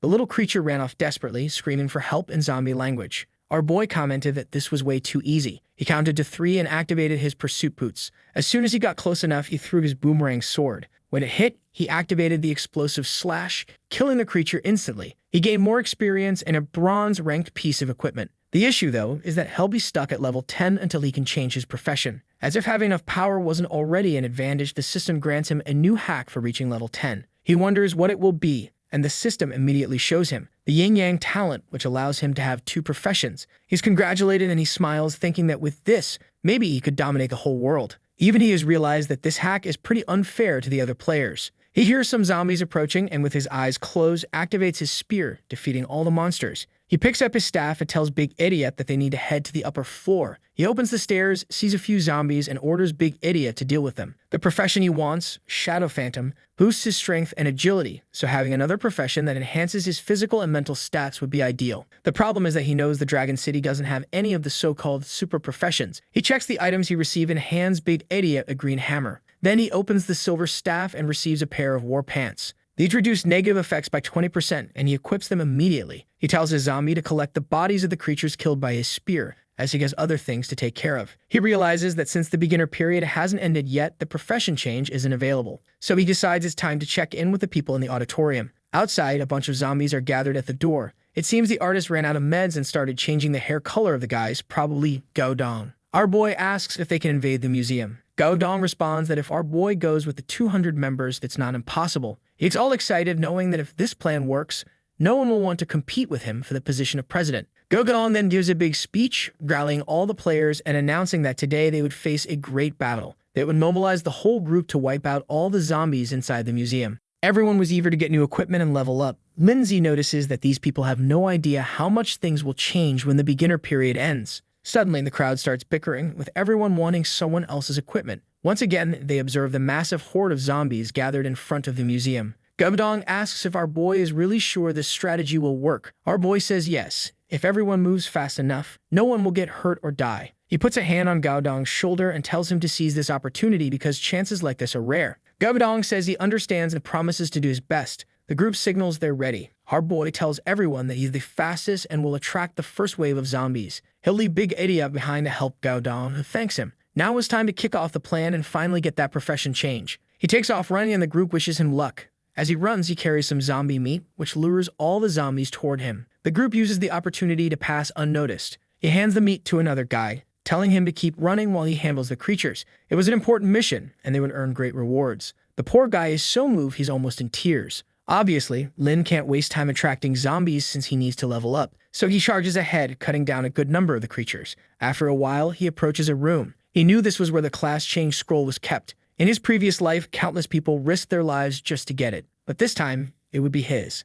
He punches the glass, but nothing happens. He unleashes a flurry of JoJo-style strikes, and it finally begins to crack. After expending a lot of energy, the glass shatters. He discovers a strange scroll and gains 500 prestige points. The system then asks if he wants to accept the scroll's summoning. He accepts, places his hand on it, and is instantly transported. He finds himself in another place, surrounded by flames. He approaches a wall and passes through a portal, activating the approval for the class change. He would have to complete 3 challenges, and in this place, all his abilities were deactivated. Time flowed differently here, and dying meant being obliterated. But of course, he has a hack and activates the test of the ancient ancestors. Now, not only will he receive a new class, but he'll also get a new hack and a little treasure chest as usual. Apparently, he was also offered a different class from thousands of years ago. He knows the Phantom Assassin profession has only been around for a few thousand years, so this other one seems much more interesting. He asks the system what's going on, but doesn't respond and disappears. He has no choice, so he accepts the mission. With that, the first test begins. The system tells him to place his hand on the orb. As soon as he touched the orb, the flow of energy inside changed and a red aura began to emerge. Suddenly, he felt a strange energy take over his body. The next moment, when he opened his eyes, he found himself in the middle of nowhere. He crouched down and touched the liquid, which seemed to be a sea of blood. He started walking through it until a tornado appeared above him. In his past life, it took him a long time to pass this test, and he only survived because he was driven by the hatred he felt for his ex-girlfriend. But now, he wasn't the same person anymore. The tornado swirled overhead, pulling everything into the air. The blood started to rise, but he remained still. His face was already covered in the blood, but time passed and he stood firm. This was a test of survival against emotions like hatred and fear, and he easily passed. A voice from above declared it enough and told him he could return. When he found himself back in the cave, the system instructed him to proceed to the second test. A portal for the second trial appeared. He stepped through and began walking in what seemed like space. As he walked, a voice told him to give up, saying that as soon as he fainted, he moved to the third phase. His body felt the pressure of the environment. The farther he walked, the better the profession and stats he'd receive. Knowing everything he'd been through in his past life and the people he faced, he couldn't give up now. He clenched his fists and kept walking. Suddenly, a golden light appeared behind him. When he turned, it seemed like he had found the exit. In this life, it seemed he had truly made it to the end. For the first time, this kid was crying, emotional that he had actually achieved something. He was congratulated for passing the second test, and now it was time for the last one. Of course, the final test was the hardest, But without hesitation, he stepped into the portal and arrived in a cave. The system informed him that he had to defeat the Guardian. He stretched out the sword he had obtained earlier and waited. Soon, a strange fluctuation in the air appeared in the corner of the cave. From it, a small black kitten jumped out. Man, I thought it was going to be a mega boss, but it was just a little kitten. He seemed disappointed, saying he had waited so long just for something like this to show up. In the past, this had given him a lot of trouble, and he had suffered. But in this life, with all the talents he had, it wasn't going to be as difficult. He closed his eyes, sensing something approaching. At that moment, the energy shifted, and seemed to come from above. But he was ready, and with a swift slash, he struck the kitten. The cut that this cursed thing had inflicted on him in the past, he now returned. Had me gotten that scar from another creature? Or am I going crazy with this Alzheimer's again? Anyway, the kitten fell dead. Our boy had finally passed the third test. The class change scroll for Phantom Assassin appeared. What seemed strange was that he was still in the room. He wasn't sure if this was a bonus or if he was stuck because of his hack. He started looking around, asking if this was the system's fault. That's when he noticed that he hadn't yet received the true power of the scroll. He decided to begin the activation to see if anything else would happen. He asked the system where he was going next, but it didn't respond. He realized that somehow, the scroll was interfering with his hack. He decided to keep searching the room. After scouring the cave, he found what seemed to be a strange fissure. When he touched it with his finger, a golden light began to appear. Suddenly, an image of an ox and a phoenix appeared, the same symbols from the scroll. The image fixed itself on the wall, and the ground began to shift. The strange image then turned into a small door. He approached and opened the door to the room. At the back, there was an orb and another scroll. He approached and opened the scroll where it was written Shai Yu. The scroll seemed to be the final test of an emperor who had been killed long ago. He read that he had to place his hand on the painting. As soon as he touched it, the system informed him that an unknown lineage had been discovered. After analyzing the energy, it began to change his profession. The system then declared that the test was over and that he would receive the profession of Soldier Lord. He was thrilled since he would be able to keep his old talent while gaining a new one. He picked up the orb on the table, which began to merge with his hand.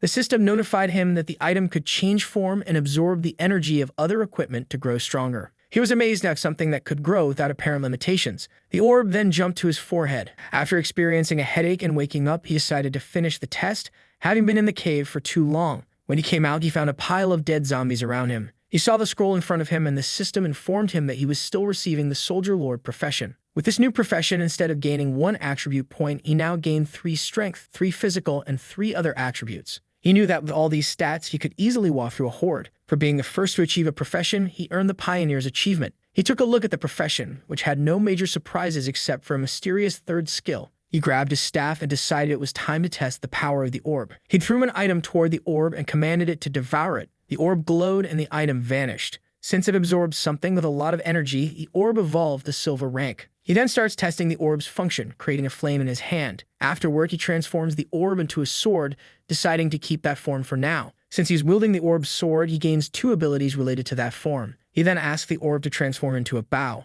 Immediately, it dissolves and reconstitutes itself. His attributes change as do his abilities. He starts having fun transforming it into different weapon types to see the magic it provides. Eventually, his mental energy runs out and he can no longer change its form. He decides it's time to rest. The entire server receives an announcement that he's reached level 10 and changed his profession. Everyone who's been working hard recognizes the name of this damned guy again. Even the most dedicated players hadn't yet reached level 7. Lin Z then takes some energy recovery items and drinks a potion. The Pioneer title grants him 1,000 prestige points, some coins, and additional attributes. It also reduces the stats of any opponent facing him by 5%. Feeling tired, he tells the system to open the silver-ranked equipment box. Inside, he receives a mask of the Evil Phantom, which hides his information from any player not 5 levels above him. It also has the Evil Gaze ability, which induces fear for 3 seconds. He equips the mask and activates its phantom effect. Now all that remained was checking the hack he would receive. Since he had now obtained his first profession and surpassed level 11, he could equip another ring. Unfortunately, he had already fused all of his rings, so he'd need to get another one. For now, he had 2 extra attribute points left, which he immediately used. The night passes and he sets out for another hunt the next day. Outside, everyone was celebrating having cleared the museum. Gubdong, accompanied by Big Idiot, steps up to make an announcement. He congratulates everyone and says the mission was a great success, then introduces the person who made the biggest contribution, Big Idiot, equipped with our boy's gear. At that moment, Lindsay shows up wearing his demonic mask. Gubdong says it's good to see him as he was worried something had happened. For the first time, we see a girl looking somewhat smitten by Lin Z, aside from that one who disappeared after 2 chapters. Gubdong announces that they killed over 1,500 zombies and Big Idiot alone took down more than 100. Afterward, Gaodong calls Lindsay to the warehouse and shows him a pile of loot boxes, saying all of it was the spoils from the mission. He thanks Lindsay again and asks if they could talk more later, reminding him that the more people he has, the more power he can wield. With the numbers they had here, he could do whatever he wanted. Lindsay ponders this, thinking that if he gathered more people, he could get more equipment and perhaps advance faster to diamond rank. Not to mention, he had so many resources that sharing food wouldn't be a problem. Plus, he could sell what he didn't need to the others for coins. So he tells Gaodong they could discuss a trade. However, Gaodong puts a hand on his shoulder, saying Lindsay was the key to their success and could ask for whatever he wanted. Our boy doesn't hold back and says he wants equipment. Gaodong, already expecting this, says he understands how hard it is to come by such things. He tells Lindsay to hold out his hand as he had prepared a surprise. He places a ring in Lindsay's hand, telling him it's the best thing they found during the mission. Gaodong assures him that if he ever needs anything in the future, all he has to do is ask. Gaodong is thrilled with this gift, thinking it'll keep Lindsay by his side. Lindsay then announces that he wants to meet everyone at 7 o'clock to discuss the end of the beginner period. In truth, his plan is to trap them all in the warehouse so they can't escape when the period ends, ensuring they all die. This is his twisted way of thanking them for being so kind and giving him the ring. However, Gaodong assures him that they're no longer beginners so they won't die. Gaodong thanks him again and promises to inform everyone, asking how they should handle the exchanges. Lindsay tells him that when the time comes, he'll explain everything, deciding not to push the issue since they don't seem interested in listening to him right now. With that, he leaves and Gaodong mentions they don't need any resource letters. But Lindsay knew something was bound to happen. Later, Lindsay is in his room, playing with the orb and creating various items. After feeding it all the equipment he had, the orb finally advances to gold rank. He was surprised as he thought he wouldn't receive anything of this rank until around level 30. Additionally, the gold-ranked item has double the attributes and causes bleeding damage. He heads to the window where a horde of zombies is gathered and says they've arrived just in time. He throws his dagger, which dissolves in the air, slicing through everything. He calls Big Idiot, telling him it's time to get to work. That night, they continued eliminating countless zombies, eventually piling up bodies. Out of nowhere, Lindsay advanced to level 15. He was making the most of the end of the beginner period, but the time had run out. He calls Big Idiot and says it's time to head back. What's strange is that despite killing a massive number of zombies, the horde didn't seem to be thinning. He runs to a hotel and shuts the doors. Finally, 7 o'clock arrives. The sky turns red, signaling the end of the beginner period. With that, the true apocalypse game began. Before, it was a fair system without interference, but now it was the real deal. The zombies gained more attributes, all their senses improved, and they evolved even faster. Additionally, many zombies now had classes and abilities. Just like humans, they would organize themselves and launch large-scale attacks on player bases. At night, zombie attributes would increase even more than usual, while the player's attributes would decrease. All materials became more durable, and the only available food would be the game's provisions as the world's normal food began to decompose. The climate would change and zombies would now drop better items. New professions, a national ranking system, and dungeons were introduced. Lastly, new updates would arrive as conditions were met. In this life, it was already difficult, but in the past, it had been impossible. He received a message wishing him luck in surviving. As he looked outside, the creatures were already undergoing mutation. The world had finally become a true live-or-die scenario. With contaminated water and food decomposing instantly, everyone would need to hunt. The only way to get food was by killing zombies, but of course, it wasn't going to be that easy. Amidst all this chaos, he calls Big Idiot and is in for a surprise. Big Idiot was also mutating. His clothes exploded and electricity began surging from his body. The problem was that he started losing his mind and our boy asked what was happening. The system explained that it was a conflict between the authority of his ability and the mutation process.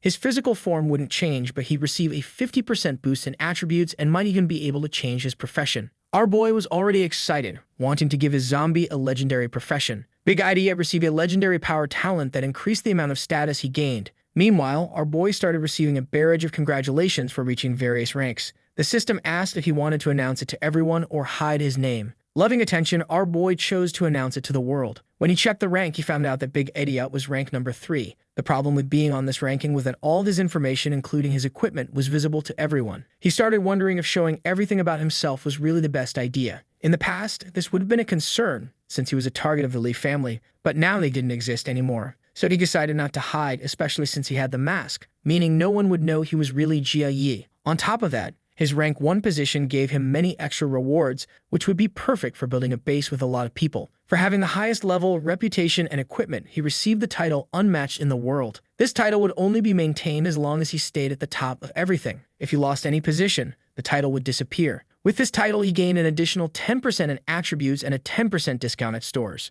He was thrilled because with so many extra attributes, it would be easy to maintain his position. Additionally, it increased his item drop rate by 1%. However, since he already had a 100% drop rate, he was confused. The system explained that with the 100%, he would now receive double the items. At this point, I'm not sure how many more ranks this kid can achieve or if he even needs anything else. He calls Big Idiot and tells him it's time to test everything out. But as soon as he opens the door, a zombie rushes toward him. He tries to slash it, but the zombie retreats. Stretching out his hand, he uses his heart to finish off the first enemy. He was almost caught because that zombie had the stealth talent. As he walked through the city, he noticed a group of zombies throwing poison around. He hated dealing with these types and told Big Idiot to start running. Those zombies weren't strong, but getting close enough to finish them off would be a hassle. He spots something and tells Big Idiot to follow. He enters a house, shuts the door, and traps a zombie at the entrance. Then he climbs out through the window and slips away. Meanwhile, at the base, everyone was being devoured. Our boy entered and found everyone in a terrible state, questioning why they worked so hard only to die in such a stupid way. They were about to run out of resources and die soon. A girl suggested everyone should just eat what was left since the end was near. But for Lindsay, this was the opportunity he had been waiting for. He began walking and announced that he was there to help everyone survive and find hope. He offered to sell food, equipment,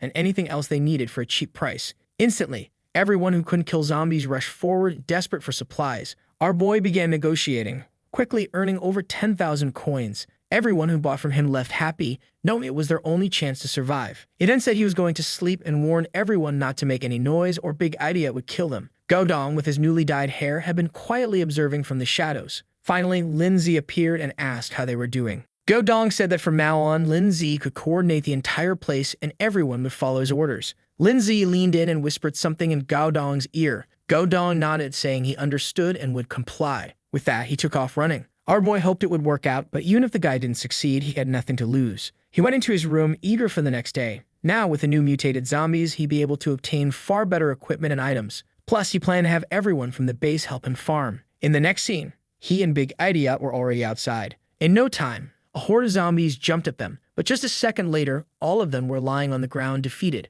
Our boy declared that they'd clear out everything so the players could start venturing outside a bit. He cleaned out all the zombies from a building that had a shop. It was the perfect place to set up a base as he could negotiate and buy things directly from there. As long as no one knew about the shop, no one would want to attack it. However, when he opened the door, he found a bald guy. Another man stepped forward and asked who he was, warning that his group already claimed the area. But the bald guy told him to keep quiet because Big Idiot was right there. The guy at the back was the second strongest in China, so they better be careful. Even Lindsay hadn't realized that they'd ranked up again and passed into second place. The men stretched out their arms and welcomed him, saying he could do whatever he wanted there. Big Idiot wanted to kill them all, but Lindsay's calmer side told him to relax since they were only there to shop. With that, they headed into the store and the men said nothing more. The bald guy remarked that the two seemed strong, but they had far more numbers and might be able to handle them. However, the captain warned that it was foolish to think that way. Lindsay had probably killed more zombies than they had people, so it wasn't worth taking the risk. Inside the store, our boy wanted to buy the city's Medal of Honor. As soon as he obtained it, he grinned and thought, time to give this video a like. It helps Mamoru make more juicy content for his viewers.